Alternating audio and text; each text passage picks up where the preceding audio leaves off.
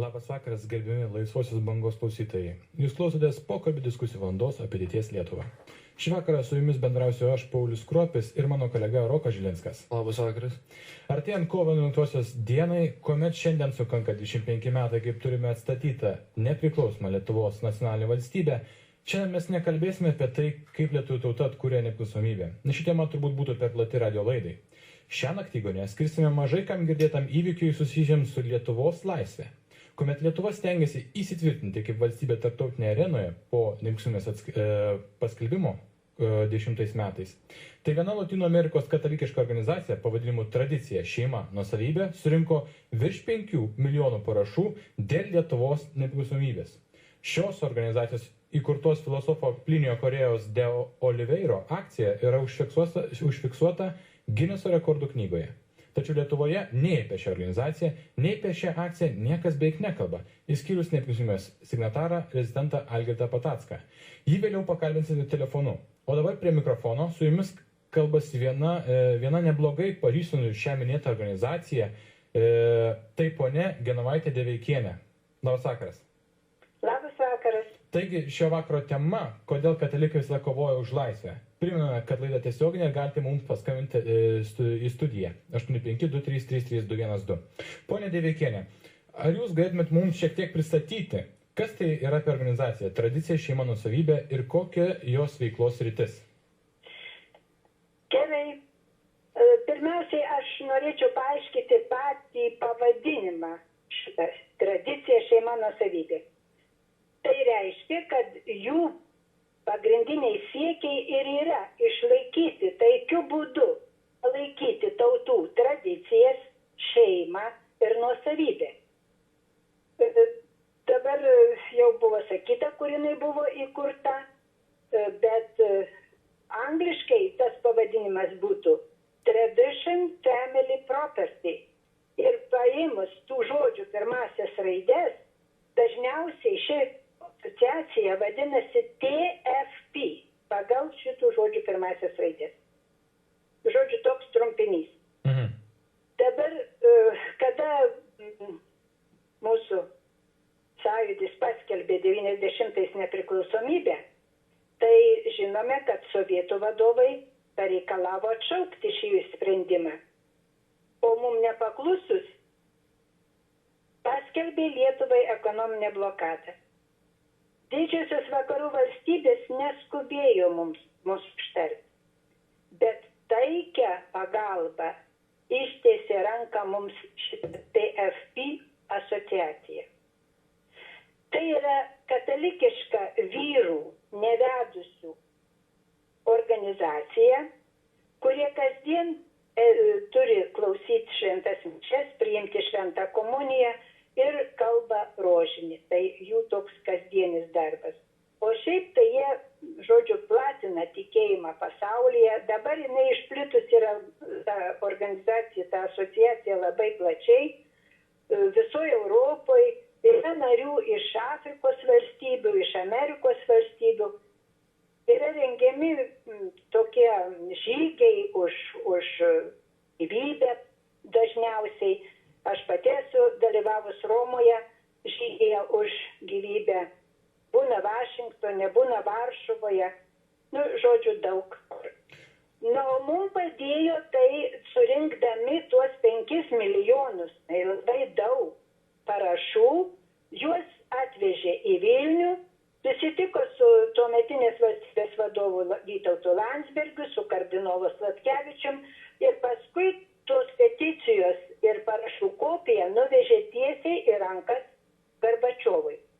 O iš Lietuvos juos lydėjo amžinatilsis signataras Antanas Račas. Kadangi jis buvo iš Kelmės, tai vėliau tas ryšys su TFP nenutrūko ir labai ypač, kaip sakant, užmezgė artimesnius ryšius su Kelme. Čia įsteigė jie dabar savo biurą. Kasmet atvažiuoja jų delegacija.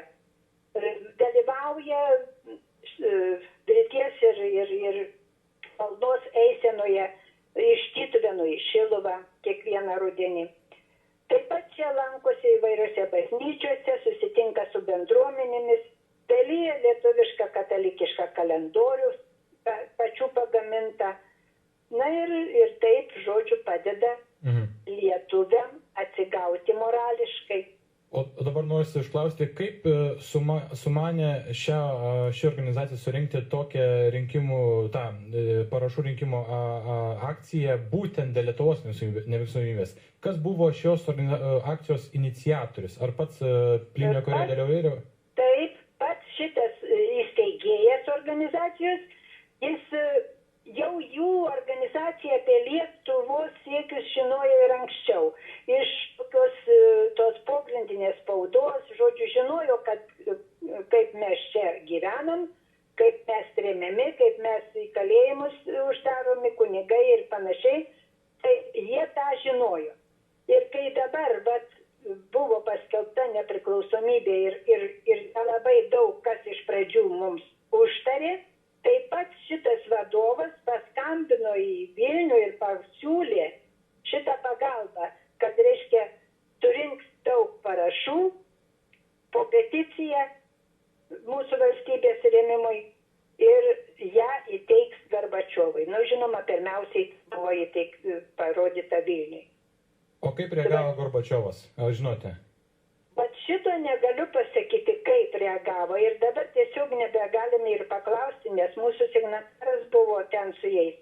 Neturiu ką pasakyti apie tai, kaip reagavo. Bet žinokit, kad kaip. Tai buvo turbūt tikrai didelė reakcija, nes apie tą rinkimų akciją sužinojo visas pasaulis. Žmonės ir nežinodami, kur yra ta Lietuva, pasirašė po rėmimo dokumentų. Taip, žodžiu, Gorbačiovas pamatė, kad čia labai plačiai iš 26 pasaulio valstybių buvo surinkti parašai. Tai jau vien tie parašai rodo, kad 26 valstybės rėmė Lietuvos nepriklausomybę.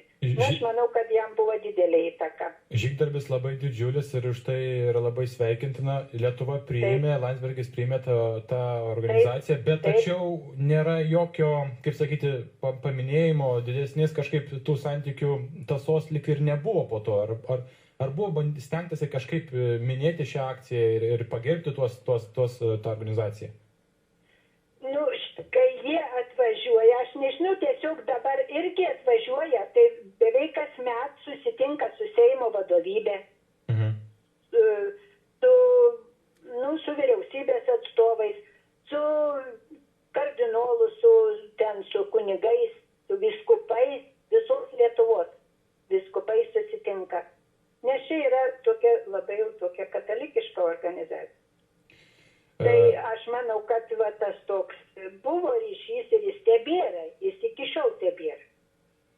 Nes kasmetai atvyksta. Nuo 93 metų kasmetai jie lankosi Lietuvoje ir susitinka su bendruomenėmis. O biuras jų yra Kelmėje. Dėkojam už šį gražų įvadą į mūsų laidą. Pone Genovaitė, mes atsisveikiname su jumis. Bet mūsų klausytojų prašome nepalikti savo radijo imtuvų, grįžime po trumpos muzikinės pertraukos. Sveiki sugrįžę, tęsime diskusiją apie 1990 metų Pietų Amerikos katalikiškos organizacijos tradicija šeima nuosavybė akcija dėl Lietuvos nepriklausomybės ir susisiekėme su dar vienu šios akcijos dalyviu Vaidotu Šuopiu. Sveiki gyvi. Labas vakaras. Vaidotas yra labai įdomi asmenybė, jūreivis, ir prie šios akcijos prisidėjo dar įdomesnės aplinkybėmis, pabėgęs iš Sovietų Sąjungos laivo. Vaidotai, ar galėtumėt plačiau papasakoti savo istoriją? Taip, čia buvo 90 metais, kai paskelbė nepriklausomybę, aš dirbau ant žvejybinio laivo ir mes išplaukėm iš Klaipėdos į Kubą, iš tenais turėjom paimti krovinį krevečių iš laivų, kurie gaudytas krevetas Nikaragoje. Ir paskui mes plaukėm į Ispaniją, vežėm tą krovinį ir pakeliui buvom užėję į Las Palmasą, aš tenais buvau nuėjęs į amerikiečių pasiuntinybę, prašyti, kad kažkaip ten gal padėtų, nes irgi labai jaudinosi, bijojau.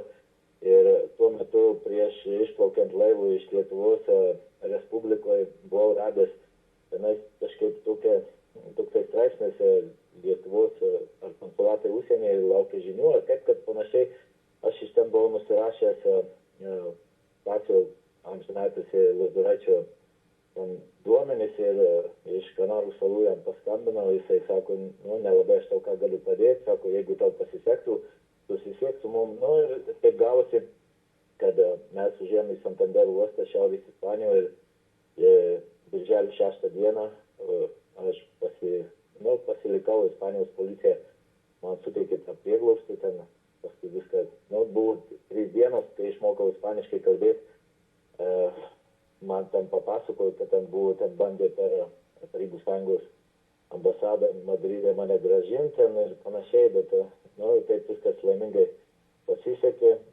Dabar į temą, kaip sakant, trumpai, buvo pietų metas, aš išėjau iš tenais Lekosina ekonomika, tokia taip valdyta ten ir mieste pagrindinėje gatvėje pamačiau žmonės pasidėjusi tenai stalą ir ten kalbinant praeivius ir praeinant pro šalį aš kažkaip atkreipiau dėmesį, kad ten buvo užrašyta Lituanija, ten ispaniškai aš dar nelabai tada gerai mokėjau ir aš kažkaip sustojau ir priėjau prie tų žmonių ir paaiškinau jiems, kad aš esu lietuvis ir jie labai apsidžiaugė, pradėjo mane kalbinti ten viską ir man davė tų anketų tenais, kur irgi ten labai rimtai buvo, turėjai pažymėti dokumentų numerį, žmogus pasirašęs ir aš, žinoma, paėmiau tų daug anketų ir ten per visus pažįstamus, visiems, kam tik galėjau, išdavinau, kad jie užpildytų ir prisidėti prie tos akcijos, kažkaip buvo labai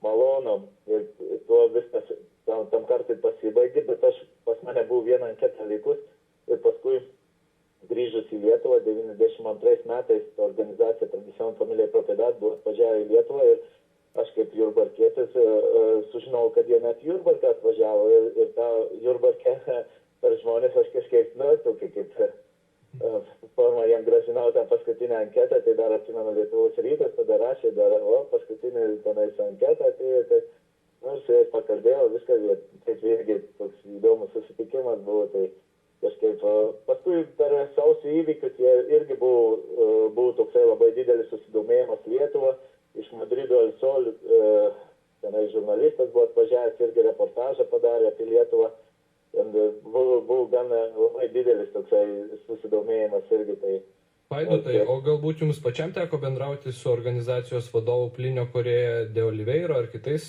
vadovais? Kitais esu bendravęs iš Santanderė su Juan Baradian.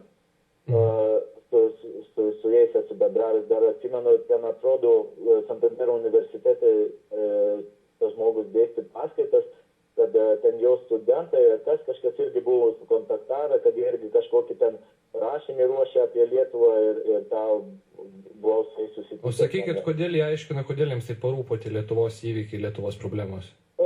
Jie irgi, kaip paminėjau, kad irgi kaip ir bendrų tikėjimų, kaip mes esam, kaip sakant, katalikiška šalis ir aplamai jųjų tokia kaip misija, aš supratau, jie prieš tas tokias komunizmo visas tokias tą užkritalą tokį kovojo. Nes aš, kad ir ant laivų dirbant, aš esu buvęs Lotynų Amerikoje, Ekvadore, Panamoje, Kostarikoje, žmonės labai suklysta, nes, kaip ir mumyse, jeigu tenais, kai sakant, ta lygybė, brolybė atrodo tokia nekalti viskas, bet juk čia krikščionybė irgi to visko gali rasti, aš kai suskaitau, čia komunistų pavogta yra ir tas pats, kažkaip ir daug tokių žmonės suklysta paprasčiausiai, kaip ir Lietuvoje tokių visokių pasitaiko. Taip, suprantama. Ar iki šiol palaikote ryšį su organizacija? Ne, jau daug metų kažkaip, kad mano gyvenimas pakrypo, kad aš iš Ispanijos paskui atsiradau Pietų Afrikoje ir ant laivų toliau grįžau, paskui grįžau į Klaipėdą, pabaigiau savo mokslus, gavau diplomą laivavedžio šturmano ir po visą pasaulį, taip, kaip sakant, dirbau ant laivų ir paskui galutiniam rezultatė nusėdau Suomijoje ir paskui grįžau 2010 metais į Lietuvą. Tikiuosi su visu. Taip. Tai jūs tik tai 2010 metais grįžote į Jo, Lietuvą. Lietuva tai su visu, bet šiaip esu taip grįžęs kartas nuo karto. O kaip jums pavyko tuomet grįžti po to, kai pabėgote iš Sovietų Sąjungos? Aš paskui kontaktavau su ponu Stasiu Lozoraičiu, atsiuntė anketas iš Vašingtono, man atrodo, bet pasas atėjo tas vadinamas smetoninis iš Vatikano. Tai su tuo pasu paskui grįžau, man buvo truputį sunkumų grįžti į Lietuvą, nes prancūzai išlaipino iš autobusų, nes aš tada dar nesupratau, kad reikalinga viza. Nes kad ir tokia kai šalies, tai paskui Paryžiui Latvijos konsulatas uždėjo kaip tokią vizą, kelionės tikslas, į kur aš važiuoju, ir tada tuo pagrindu ir vokiečiai uždėjo vizą ir taip grįžau į Lietuvą. Tai visas tas relikvijas tokias turiu su savim. Aišku. Tai labai dėkui Jums už savo mintis pasidalintą su mumis. Iš tikrųjų, Jūsų gyvenimo istorija tikrai spalvinga ir verta dėmesio.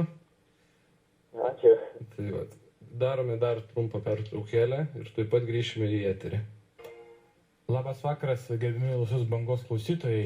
Mes šiandien diskutuojame apie katalikų organizaciją Latino Amerikoje, tradicinę šeimą nuosavybę, kuri 20 metais surinko daugiau negu 5 milijonus parašų dėl Lietuvos nepriklausomybės. Ir mes dabar greitų metų susieksime su gerbimu signataru Algirdu Patacku, su kuriuo kalbėsime apie šią akciją. Gerbiamas signatarė, ar jūs prie telefono? Tai norime paklausti jūsų, ši akcija, kurioje buvo sutarta 5 milijonai parašų, ką reiškia dėl Lietuvos nepriklausomybės ši akcija? Ar tai tarptautinį pripažinimui duoda kažkokią vertę? Šis Gineso rekordo, kaip sakyti, nežinau, žygdarbis? Tai visų pirma buvo surinkta ne 5, o 6, tik tai 5 su trupučiu buvo užskaityti, o antrą reikia prisiminti, kokioje padėtyje Lietuva buvo. Tai ar girdisi čia aš? Alio, girdisi? Girdim, viskas gerai. Taip, atsiprašau. Žodžiu, Lietuva po kovo 11, kadangi tai buvo labai drąsus ir tokio netikėtas matyti aktas, tai prasidėjo reakcija, atsigavusi Maskva, pradėjo reikalauti, kad mes atsisakytume COVID-19 arba jas taip vadinų moratoriumą. Tai kuriam laikui užšaldydame COVID-19 reiškia situaciją ir per visą laiką dėmėskite įstatymų ir taip toliau. Iš vakarų pusės politikų jokios paramos mums nebuvo, o kai kurie vadys patilomis, kai kurios būtų tą situaciją patenkinti. Tai štai kritinė būklė, tai ir reikia pripažinti netikėtai, mes gavome labai stiprią injekciją viso pasaulio katalikų. Tai yra katalikų organizacija, TFP, tai reiškia tradicija šeima nuosavybė, taip vadinama. Jie ėmėsi akcijos, tai ta akcija, tai buvo daugiausiai ispanakalbiai katalikai arba ispaniškai kalbantis visame pasaulyje ir tos akcijos ėmė Amerikos TFP ir per 4 mėnesius, per 26 šalis, surinko tos 6 milijonus parašų. Pone Algirdai, kodėl šios didžios akcijos mes nekeliame šiomis dienomis, visai ją pamirštame? Galbūt ši akcija galėtų padėti sustiprinti diplomatinius ryšius su Pietų Amerika, kaip galvojate? Tai klausykė, yra toks lietuviškas žodis slunkis, tai aš tik to nerandu. Viskai mes apsiribojame tik Baltijos keliu, Baltijos kelias nebuvo taip plačiai žinoma. Baltijos kelias buvo žinoma daugiausia, europietiškose šalyse dar kai kur. Bet šitą akciją, aš nesuprantu tų priežasčių ten. Reiškia, galų gale bandė tai daryti amžinatilsį signataras Antanas Račas, gyvenęs Kelmėje ten. Reiškia, bet jos sveikata buvo silpna ir viskas, tos pastangos taip nedavė vaisių. Mes tikėjomės, kad šventinė 25-metį, kad galų galia tai bus paminėta, bet aš atsivešiau programą ir neradau. Tada ėmėmės tokių staigių žygių, jie nors pavėluoti, bet aš manau, jog privaloma šitą skolą grąžinti. Tai dar galėčiau pridurti, kas labai svarbu, kad tos akcijos metu žuvo 2 žmonės kampanijos metu. Tai šiek tiek vykdavo kampanija, važiuoja karavanas, atvažiuoja į kokį miestelį, ten Pietų Amerikos ar kur, surinkia mitingą, išdėsto Amerikos ir kviečia tos, kurie remia tolimą katalikišką šalį, pasirašyti. Tokiu būdu galėjo taip pat Gvatemalos valstietis, kuris net nežino, kur Lietuva, bet jisai žino, kad kažkur skriaudžiami jo bendratikiai katalikai pasirašydavo. Nu ir po to jie keliaudavo toliau. Tai šitos akcijos metu per avariją žuvo 2 žmonės. Tai yra, reiškia, Frederikas Portofolio, 53 metų, ir Gavilas Jangas, kinietis katalikas, emigrantų sūnus. Tas Portofolio dar buvo labai populiarus, jis veikėjas, jam buvo tik 53 metai, jį vadindavo Mr. Fred, labai aktyvus, praėjęs daugybę profesijų, galų gale pajutęs pašaukimą būtent tokiai veiklai. Nu, tas jaunasis irgi buvo, matyt, daug dalykas ir, žodžiu, mes jie paukojo gyvybės už Lietuvą, taip vadinkit. Tai nei jų atminimas, nei tos akcijos atminimas, pas mus nepažymėtas. Tai akcija pakliuvo į Gineso knygą, kaip pasaulio istorijoje neturinti analogo. Tai dabar mes čia atrodom prieš patį save ir prieš visą pasaulį. Ir dar noriu baigdamas pasakyti, kad jeigu kartais Lietuvą ištiktų panašus likimas, tai tada aš manau, kad katalikiškas solidarumas sugalvotų kokiu būdu tai pagalba, tai yra didžiulė jėga. Nu, rezultatai tos akcijos buvo tokie, kad mes gavom tokią labai stiprią paramą. Parašai buvo atvežti į Lietuvą, įteikti, kaip jie vadino, prezidentui Landsbergiui, o taip pat Maskvoje įteikti Gorbačiovui periodūrą Maskvoje. Tai ir po to, reiškia, mes vis tik atsilaikėme iš vidaus, o šitą injekciją turėjo labai didelę reikšmę ir ypač, reiškia, ir psichologinė ir visą kitą.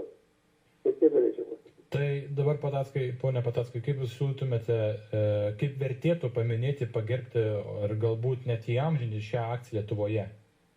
Na, aš čia nevartočiau žodžio galbūt, čia yra pareiga. Visų pirma, reiškia, aš taip įsivaizduočiau pagarbą ir dėkingumą, kad šią organizaciją įkūrė toksai brazilų filosofas Oliveira. Jisai parašė knygą Revoliucija, revoliucija ir kontrrevoliucija. Šita knyga buvo labai populiari. Išės tai pagrindinės ne tik pagrindinės Europos kalbas, bet ir į kalbas tų šalių, kuriuose yra katalikų, bet mes jos kol kas neturim. Tai va, tos knygos idėjos ir buvo, taip sakant, pagalbės ir veikia šitoje organizacijoje. Ja galima apibūdinti kaip labai paprastų žmonių, tiesių, ten be jokių tokių didelių, ten kokių nors didelių turinčių tikėjimą organizacijų. Nu, antra, reiškia, ta knyga buvo išleidęs Antanas Rašas, bet mažais tiražais, aš žiūrėjau, kad iš vis 14 egzempliorių ar dar kažkiek. Po to, kai jisai mirė, reiškia, mes taip dažnai tą knygą, bet jie būtina išleisti valstybės lėšomis, tai būtų paminklas ir tai akcijai žūsiams. Taip pat reikėtų mūsų istorikams duoti užduotį ištyrinėti tą akciją, aprašyti jos dalyvius. Surasti liudininkus. Yra vienas kitas liudininkas, toksai atsiliepė žmogus vardu Vaidotas, jis tuo metu buvo Sanderė, pabėgęs nuo Sovietų kariuomenės klasėse ir dalyvavo šitą akciją, rinko parašus. Tai jau mes vieną suradom, o reikėtų tiesiog profesionaliai ištirti tą vadinkim, kito žodžio nėra žygdarbė. Trečias dalykas - įamžinti jį ir taip pat įamžinti atminimą tų, kurie žuvo, nes jie žuvo už Lietuvos laisvę. Jeigu ne ta akcija, būtų likę gyvi tie žmonės. Tai va šitie 4 punktai privalo būti įvykdyti. Na, mes pirmas žingsnis padarėm, kreipėmės į vyriausybę, kreipėmės į ministerijas, bet maža yra visuomenė, tai žinot, ir atsirastų spaudimas iš visuomenės. Tai va, tai aišku, tai pavėluota, tas turėjo būti padaryta kovo 25 išvakarėje, beje, tas nebuvo padaryta, bet mes vis tiek privalome tai padaryti, tai yra sąžinės reikalas. Pone Algirdai, mes dar nebaigėme pokalbio, bet jį teks pratęsti po trumpos muzikinės pauzės. Tai nepabėkite, tiek žiūrovai, tiek pone Algirdai. Studijoje toliau diskutuojame apie katalikišką organizaciją Tradicija šeima nuosavybė ir jos žygdarbius Lietuvos vardan. Toliau tęsime pokalbį ir su signataru Algirdu Patacku. Taigi, pone Algirdai, ši organizacija veikia ir Lietuvoje. Gal žinote, kuo jį užsiema ir ką spėjo nuveikti?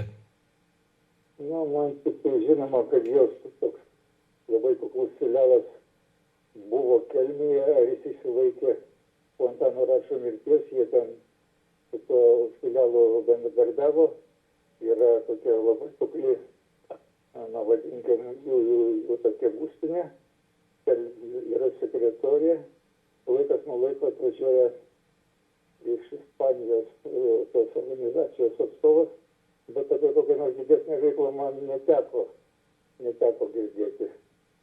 Taip kad Lietuvoje tokia yra situacija Lietuvoje, kiek man žinoma, bet kadangi, žinot, tų darbų daug, šitas sritį kuravo amžinatilsį Račas, tai aš nelabai daugiau ką galiu pasakyti. Na, jūs minėjote dėl tų išleistų knygų Revoliucija ir kontrrevoliucija. Mums žinoma, kad yra dar kita knyga Apginti aukščiausią įstatymą. Tai turbūt šių knygų platesnis paskleidimas būtų geras šios organizacijos veiklos paminėjimas. Be abejo, ypatingai, kad pirmoji antrasis knygos man neteko matyti.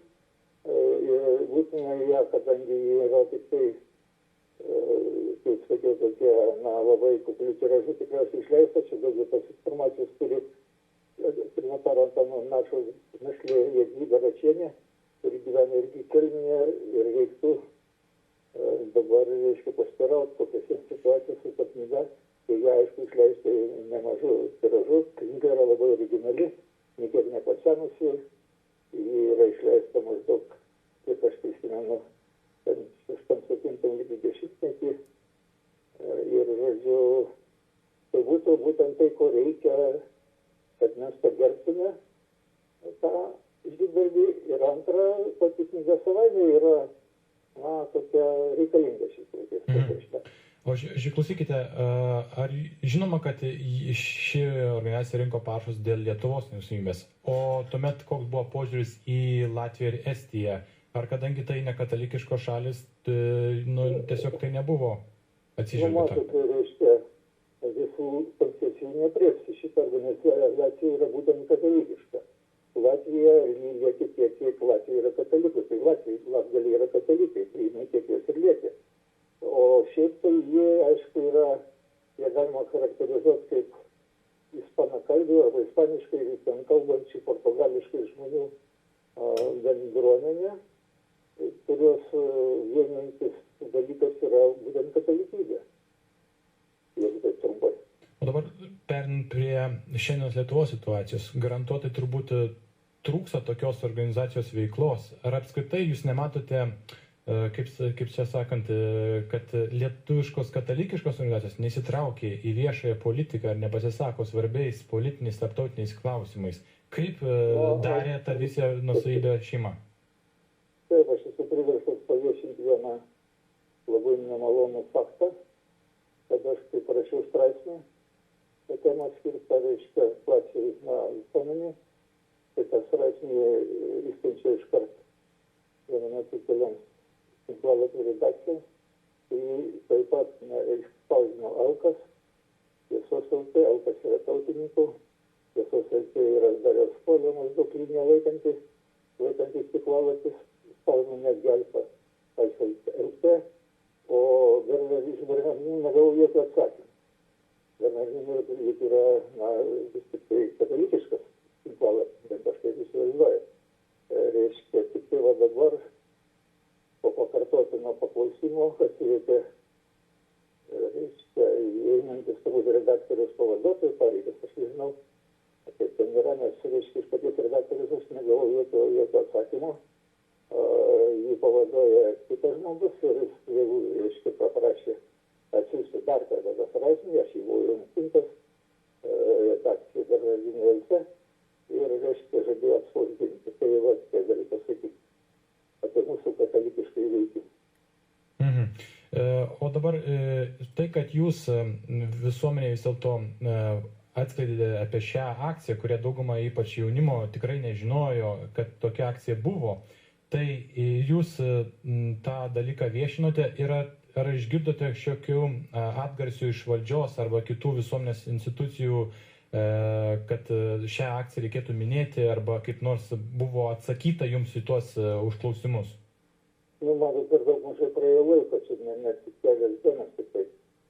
Tai ten buvo susigrįžta, aš tuo metu buvau Briuselyje, buvo švenčiamas 25-metis Lietuvos nepriklausomybės atgavimo ir asmeniškai informavau apie šią akciją tiek ponę Loretą Gražinienę, tiek švietimo ministrą, ir Andrių Kubilių. Tai, o jiems yra nusisti raštai, reiškia, oficialūs raštai, mano kaip Seimo nario raštai. Pasirašyti mano ir ponios Jadvygos Rašienės, signataro Antano Račo našlės. Tai lauksime reakcijų. Pone Algirdai, o kaip manote, ar lietuviai patys sugebėtų suorganizuoti panašią akciją, kaip suorganizavo ši organizacija už kokią nors kitą pavergtą katalikų valstybę?